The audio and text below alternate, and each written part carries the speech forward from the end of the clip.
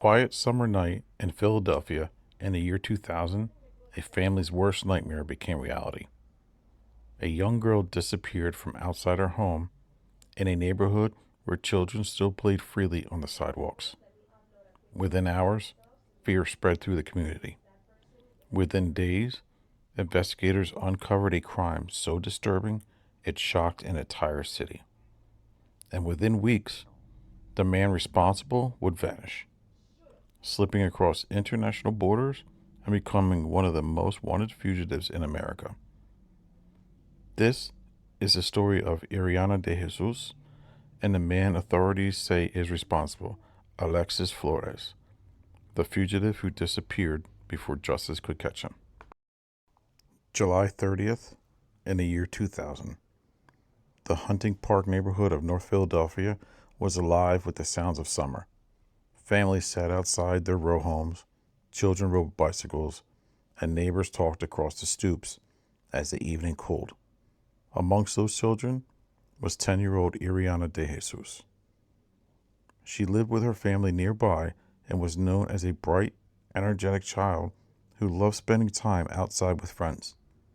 That night, she would play near her home, something that felt completely safe in a neighborhood where people looked out for one another. But sometime that evening, Iriana vanished. When she didn't return home, panic set in quickly. Her family searched the streets, calling her name, knocking on doors, hoping she had simply wandered farther than expected. Instead, the search grew urgent. Police were called, and within hours, officers began canvassing the neighborhood. What began as a missing child investigation would soon become something far darker. That following day, July 31st, searchers made a devastating discovery. Iriana DeJesus was found inside a nearby abandoned apartment building, only a short distance from her home. The crime scene revealed clear evidence of violence. The city of Philadelphia was shaken. Detectives immediately launched a full homicide investigation, gathering forensic evidence and interviewing residents throughout the neighborhood. Investigators quickly determined this was not a random disappearance. Someone local likely knew the area well enough to lure or force a child into the vacant building without drawing attention. But the question became, who? As detectives interviewed neighbors and witnesses, one name began to surface repeatedly. A man known locally as Alexis Flores, a Honduran national who has been living in the area under the name Alexis Jimenez. Flores worked odd jobs and had reportedly interacted with neighborhood residents before. Witnesses told investigators that they had seen him near the area around the time Iriana disappeared. Police located Flores and brought him in for questioning. At the time, authorities did not yet have enough evidence to charge him with murder. However, during the investigation, officials discovered Flores was in the United States illegally. He was detained on immigration violations. And then, in a decision that would later become heavily criticized, Flores was deported to Honduras.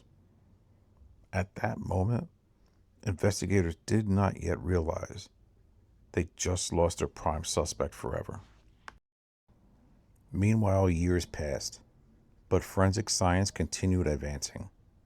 In 2006, DNA testing connected Alexis Flores directly to evidence recovered from the crime scene. Suddenly, the case broke wide open.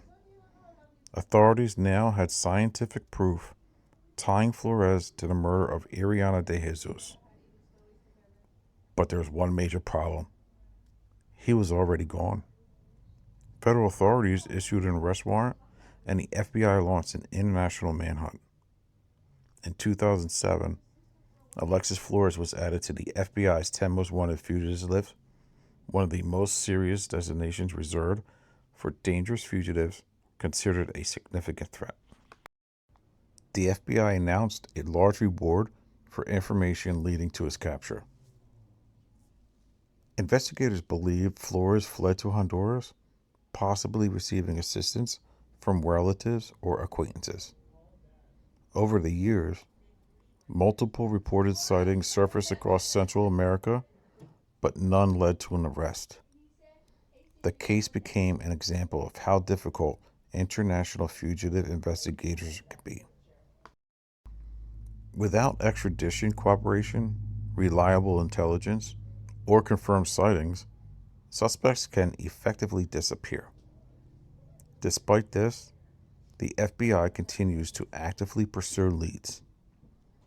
Age-progressed images have been released showing what Flores may look like today. Authorities warn he may be living under an assumed identity, blending into communities far from Philadelphia, while remaining one of America's most wanted fugitives. For the DeJesus family, the passing years have not brought closure. Every anniversary is reminded of a life taken far too soon. Iriana's case became a symbol of both tragedy and perseverance, a reminder of how unresolved crimes leave families suspended between grief and hope. Law enforcement officials continue urging the public to come forward with information, emphasizing that even small tips can break long cold cases. The FBI maintains that fugitives rarely remain hidden forever. Time changes appearances, relationships, and circumstances. Eventually, someone recognizes something. And for more than 2 decades, Alexis Flores existed as a ghost.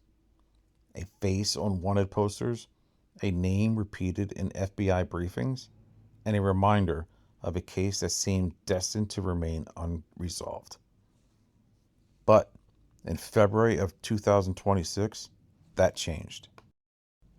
After 25 years on the run, international investigators finally tracked Flores to Honduras, where authorities moved in and placed one of America's most wanted fugitives into custody. The arrest marked the end of a manhunt that spanned generations of investigators, advances in forensic science, and countless leads followed across borders. This is breaking news right now, Bill. The FBI just announcing the arrest of a fugitive wanted for the murder of a Philadelphia child. FBI Director Kash Patel says agents arrested Alexis Flores. Investigators say he kidnapped and killed 5-year-old Iriana DeJesus back in 2000 and has been on the run ever since. Authorities found him in Honduras and took him into custody yesterday. Stay with NBC 10 News for reaction to this cold case this afternoon starting at 5 p.m. For the family of Iriana DeJesus, the moment brought emotions that had been delayed for decades. Grief, relief, and the long-awaited promise that justice was finally moving forward.